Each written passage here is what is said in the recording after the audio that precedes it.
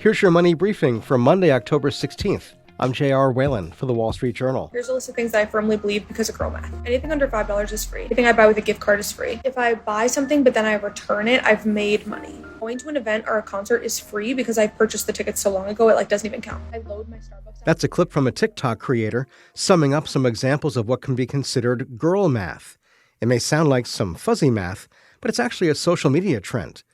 Wall Street Journal reporter Javi Lieber joins me. So, Javi, how does girl math work? So girl math is basically a slightly twisted logic where you sort of justify your spending habits. So you can call it a cheeky way to consider a purchase. For example, if you see a sweater, it was originally $100 and then you bought it on sale. The money that you saved from the sale difference you get to spend, or you actually maybe even earned money and now you are therefore richer.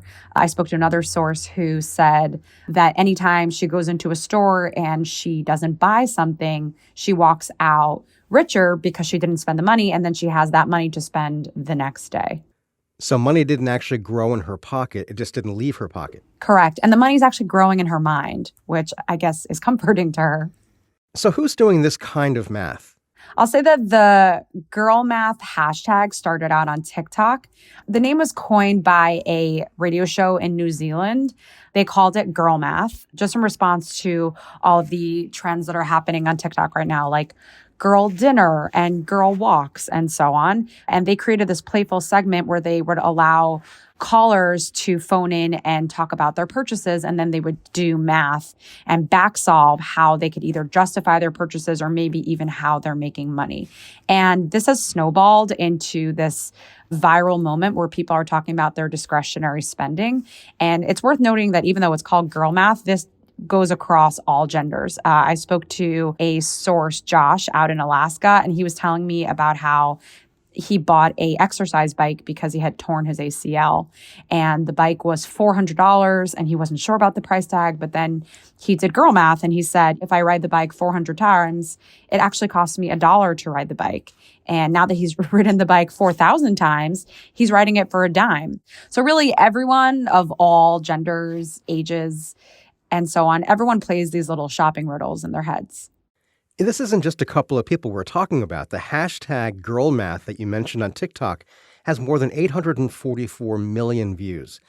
Is this line of thinking serious, or is there sort of a wink-wink, tongue-in-cheek feeling here? Anyone participating in the girl math trend is self-aware. They know that a lot of this is used in a joking manner. Obviously, anything $5 and under is not free.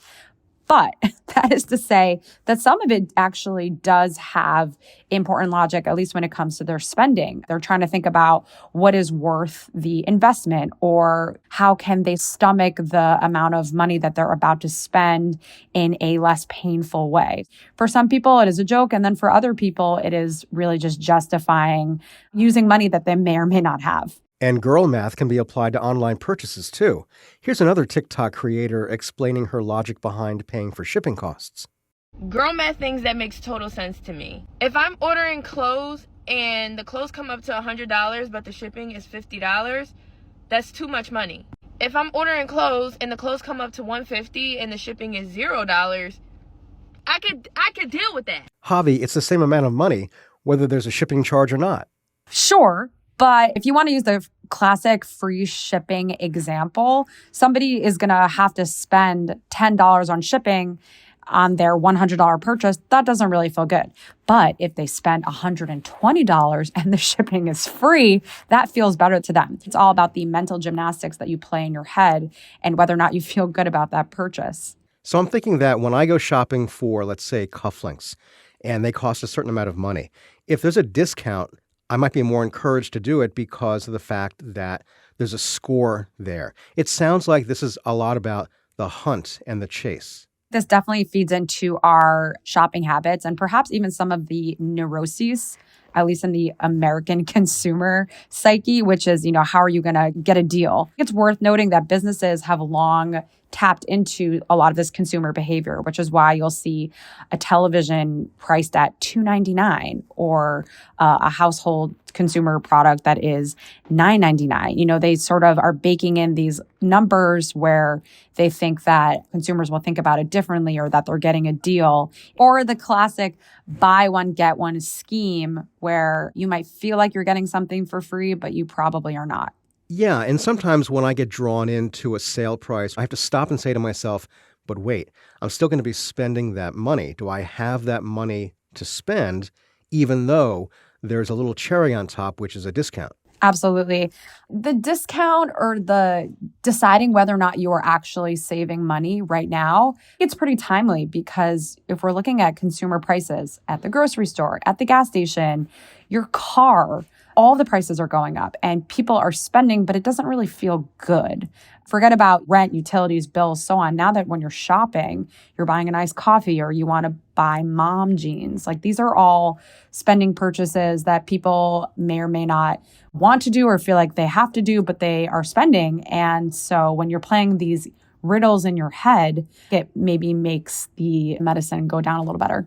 By the way, Javi, how does this differ from boy math, which we also see people discussing on social media? Boy math is a response to some of the more hostile comments that women were getting online. And the idea is to sort of make fun of the stereotypical male frugality. So if you see some of the stuff online, it's like boy math would be if a man spends a lot of money on a television, but then doesn't want to buy a television stand, so the TV sits on the floor. So the equations are quite different, but they also are poking fun at these gender stereotypes within spending. So what's the takeaway here about girl math or boy math? What should people keep in mind when they're doing these sorts of calculations and making these decisions?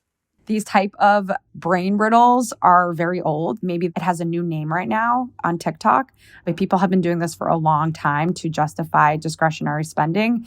It is fun to have riddles when you're going shopping, but you also want to be responsible. And if you are toying and playing and gaming the $100 that you're spending, just make sure that the $100 is actually there.